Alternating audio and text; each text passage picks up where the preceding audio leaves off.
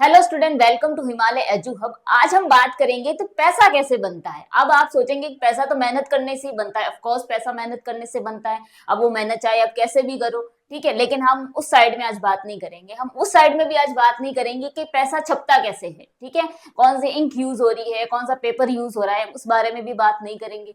हम आज बात ये करेंगे कि इकोनॉमिकली साइड में पैसा बनता कैसे है। आरबीआई जो है हमारी, वो पैसा कैसे बनाती है, किस अकॉर्डिंग बनाती है, मार्केट में पैसा कैसे देती है, ठीक है, और क्या लिमिटेशंस होती है उस पे। आज हम उस बारे में बात करेंगे। तो हम बात करेंगे कि हाउ मनी इज क्रिएटेड, पैसा बना कैसे, ठीक है। लेकिन उस चीज पे जाने से पहले हम ये देखेंगे कि एक ऐसी दुनिया सोचिए जहाँ पैसा था ही नहीं, ठीक है, बिल्कुल लोग जानते ही नहीं थे पैसा होता क्या है। तो वहां पे जो लोग है ट्रेड या व्यापार कैसे करते थे, लोग ट्रेड या व्यापार करते थे बार्टर सिस्टम के थ्रू। अब ये बार्टर सिस्टम क्या होता है? बार्टर सिस्टम वो चीज है, जैसे आप एक एग्जांपल लेके समझिए, आपको गुड़ चाहिए और आगे वाले को राइस या गेहूं चाहिए, तो आप क्या करेंगे? जो आपके पास गेहूं या राइस है उसको दे देंगे, और वो क्या दे देगा? आपको क्या चाहिए? गुड़ चाहिए तो आपको गुड़ दे देगा, ठीक है। लेकिन जो ये डबल कोइंसिडेंट्स है, डबल कोइंसिडेंट्स बॉन्ड्स, इसमें आपको मतलब आपको दो पार्टी ऐसी मिलनी चाहिए, दो लोग ऐसे होने चाहिए। मतलब इसका मतलब है कि दो ऐसे लोग होने चाहिए कि एक के पास वो चीज हो जो आपको चाहिए, और आपके पास वो चीज हो जो उसको चाहिए, ठीक है। दोनों को जो चीज चाहिए वो आप दोनों के पास हो। लेकिन जो ये कोइंसिडेंस है, इसमें प्रॉब्लम ये है कि ऐसा हर बार तो परफेक्ट मैच मिलना इम्पॉसिबल है, ठीक है, पॉसिबल तो है नहीं कि इतनी जनसंख्या, इतने लोग हैं, आप कहाँ कहाँ ढूंढोगे कि भाई जो चीज आपको चाहिए वो आगे वाले के पास हो, और आगे वाले को जो चीज चाहिए वो आपके पास हो। जैसे इसको एक एग्जाम्पल के थ्रू आप समझो, फार्मर है, ठीक है, उसको कपड़े चाहिए, ठीक है। अब एक जो कपड़े बनाने वाला है उसको जूते चाहिए, और जो जूते बनाने वाला है उसको क्या चाहिए? गेहूं चावल वगैरह अनाज चाहिए खाने के लिए। लेकिन क्या इन तीनों को वो जो ये तीनों है, ठीक है, इन तीनों को क्या परफेक्ट मैच मिल पा रहा है? अब जो फार्मर है उसको चाहिए तो कपड़े हैं, लेकिन जो कपड़े बेच रहा है उसको क्या गेहूं चाहिए? नहीं चाहिए। अब जो कपड़े बेच रहा है उसको क्या चाहिए? जूते चाहिए, ठीक है, लेकिन जो जूते बेचने वाला है उसको क्या कपड़े चाहिए? नहीं चाहिए। अब जो फार्मर है उसको क्या कपड़े चाहिए? उसको क्या जूते चाहिए? नहीं चाहिए। लेकिन जो जूते बेचने वाला है उसको ना क्या चाहिए? गेहूं चाहिए। तो ये परफेक्ट मैच है? नहीं है। तो आप परफेक्ट जो मैच है कि आपको जो चीज चाहिए वो आगे वाले के पास भी मिले, और आगे वाले को जो चीज चाहिए वो आपके पास भी मिले, ये हर बार पॉसिबल नहीं है कि आपको परफेक्ट मैच मिले। इससे क्या होता है, जो ट्रेड होता है, अपना इकोनॉमी होती है, वो बहुत स्लो हो जाती है, ठीक है, जो व्यापार है वो बहुत स्लो हो जाता है। तो इसका ये नेगेटिव पॉइंट है। लेकिन अब इस प्रॉब्लम को सॉल्व करने के लिए जो सोसाइटी है उसने एक चीज इन्वेंट की, इंटरमीडिएट गुड्स, जिसे हमने कहा पैसा, मनी, ठीक है। इससे क्या हुआ, जो बार्टर सिस्टम है वो दो स्टेप में बन गया। कैसे? फर्स्ट ये था कि shall what to have for money, मतलब आप किसी चीज है, जो आपके पास कोई भी सामान है उसको पैसे के लिए आप बेचिए, ठीक है, और उस पैसे का यूज करके आप वो सामान खरीदिए जो आपको जरूरत है। वो दो स्टेप में बन गया, ठीक है। तो इन चीजों से क्या हुआ, इस स्टेप से क्या हुआ, जो दिस इनोवेशन ड्रामेटिकली रिड्यूस, क्या रिड्यूस किया उसने? Search cost. जो आप लोग ढूंढते थे कि भाई कोई इंसान ऐसा मिल जाए जिसके पास वो चीज हो जो आपको चाहिए, और आपके पास वो चीज हो जो उसको चाहिए, ठीक है। एक तो ये चीज ना खत्म हुई। दूसरा ये है and unlock the potential of complex market economy. जो हमारी कॉम्प्लेक्स ना मार्केट इकोनॉमी है, ठीक है, इसको भी सॉल्व करने में ये चीज काफी यूजफुल हुई।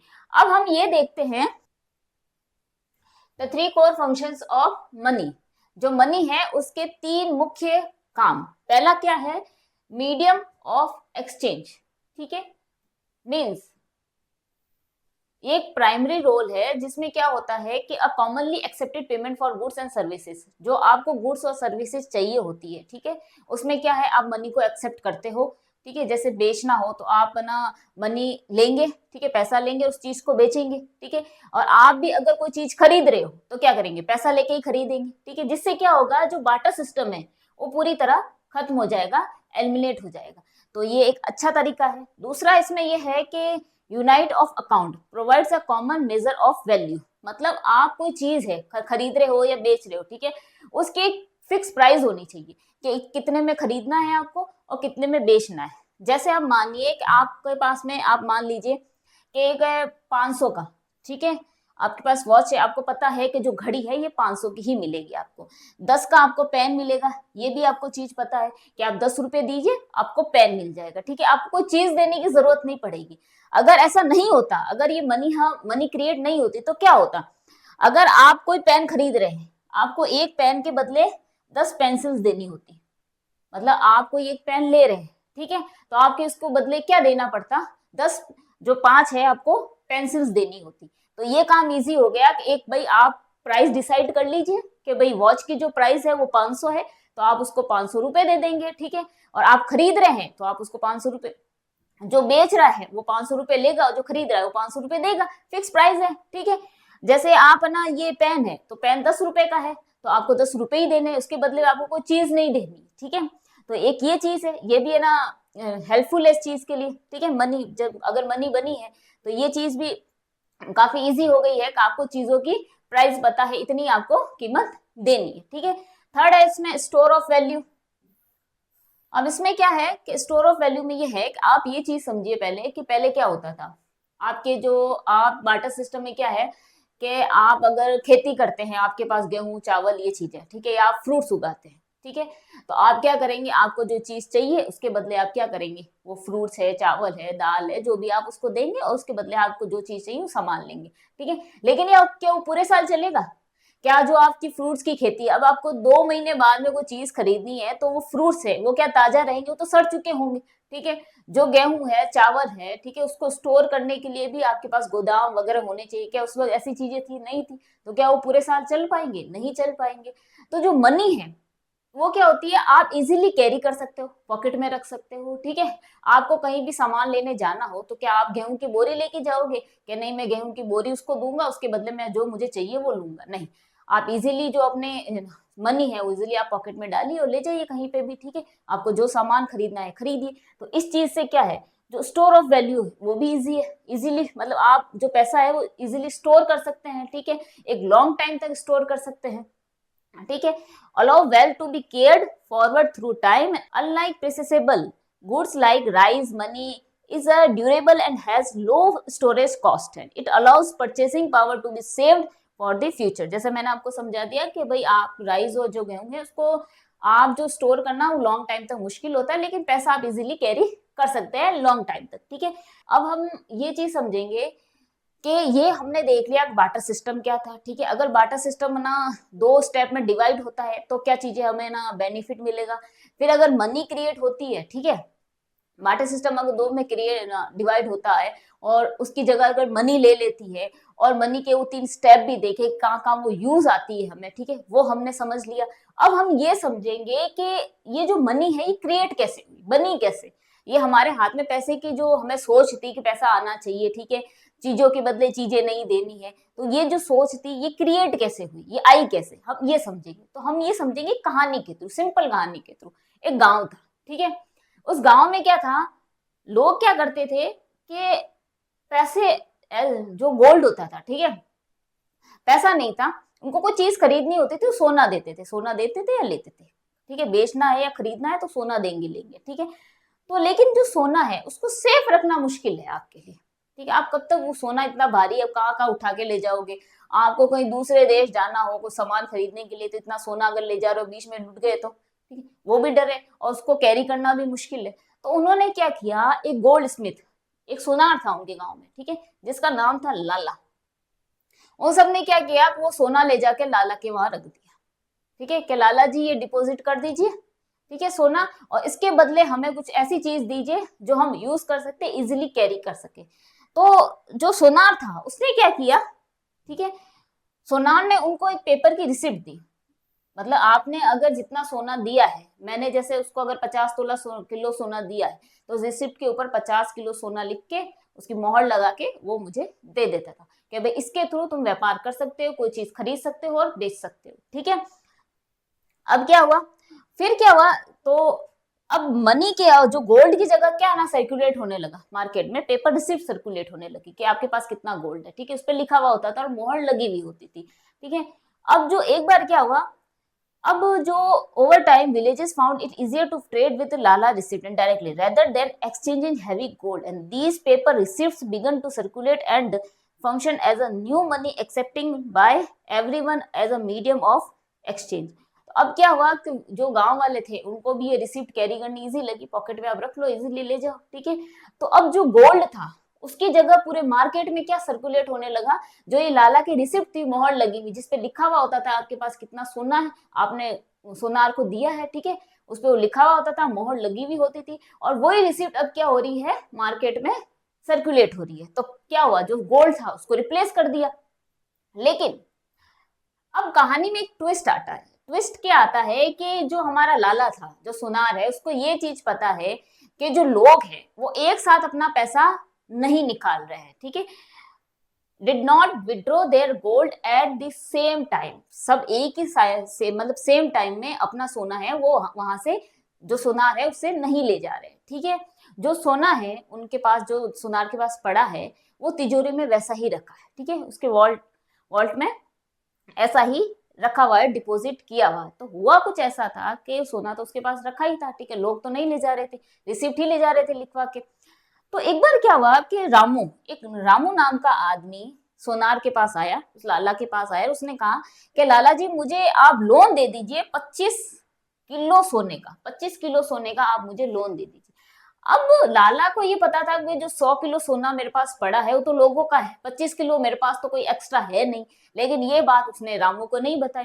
उसने रामू को सोना देने की बजाय एक पेपर रिसिप्ट पे लिख के दे दिया कि भाई मैं तुम्हें 25 किलो सोने की बराबर की एक रिसिप्ट दे रहा हूँ, मोहर लगा के दे दी। मतलब आप समझिए कि अगर ये रिसिप्ट पूरे मार्केट में घूम रही है, मतलब ये है कि भाई लाला ने क्या किया है, उस रामू को 25 किलो सोना क्या है, लोन में दिया है, लेकिन सोना उसके पास नहीं है, उसके पास क्या है, रिसिप्ट है, और वो रिसिप्ट ही पूरे मार्केट में घूम रही है, ठीक है।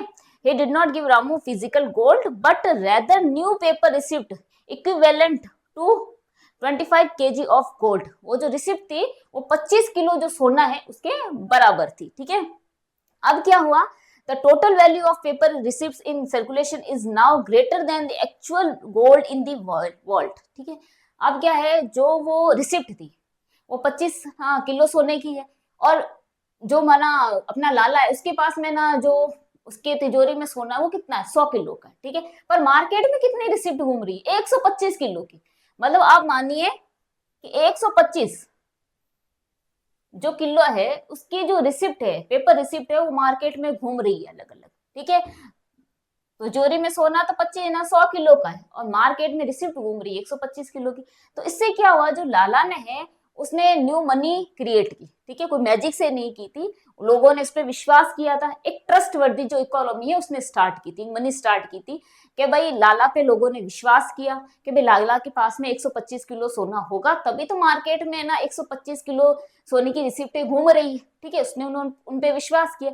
जैसे हमारी आरबीआई है, अब आरबीआई के खजाने में कितना पैसा वो क्या हमें पता है क्या, नहीं है, ठीक है।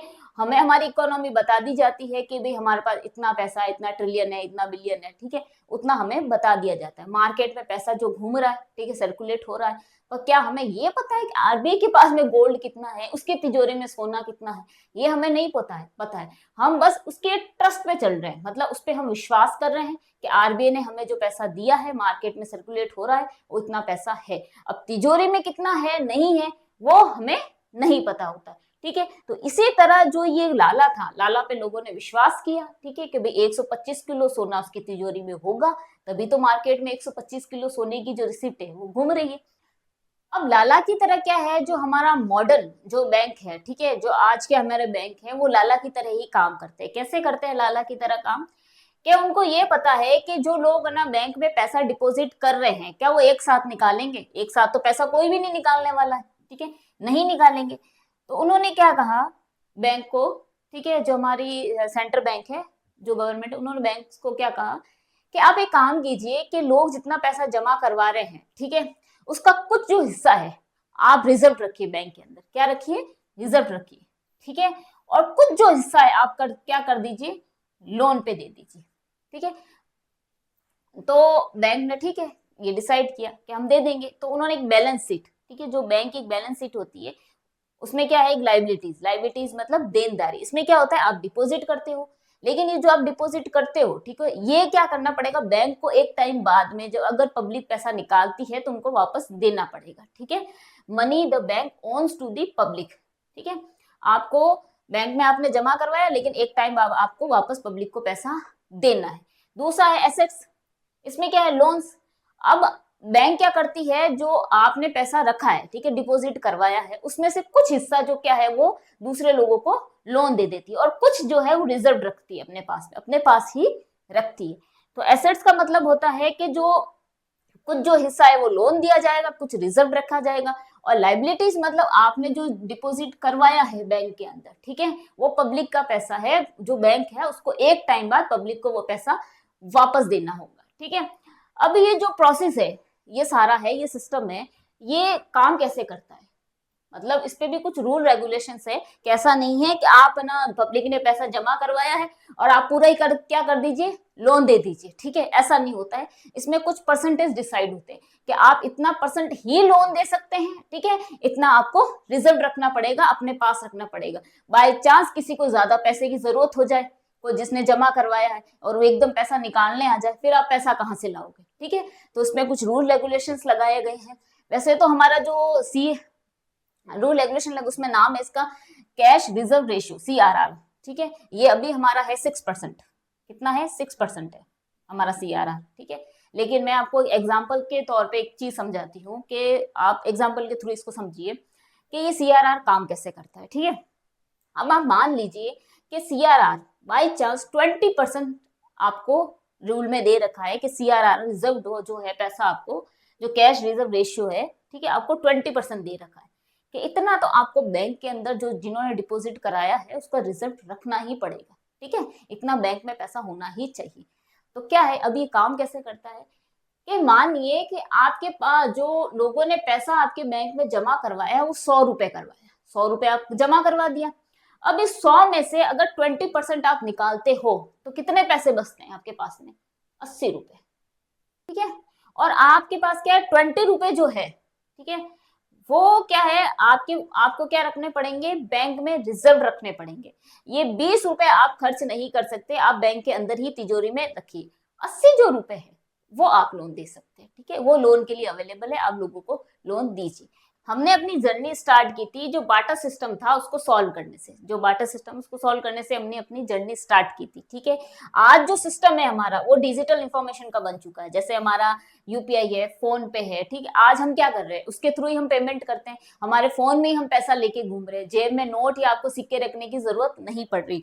तो कहने का मतलब ये है कि जो सुनार था, हमारी जो ये गोल्ड स्मिथ की जो रिसिप्ट थी, इससे लेके जो आप एक फोन पे टैप करके, जो स्मार्टफोन है आपके हाथ में उससे आप टैप करके, ठीक है, पेमेंट कर देते हो, यहाँ तक ये जो भी चीजें हैं, the architecture of money creation supply and control economy remains the engine of our economy. ये जो भी है, क्रिएशन है, सप्लाई है, कंट्रोल है, ये क्या है, ये सभी क्या है, ये हमारे इकोनॉमी का इंजन है, ठीक है।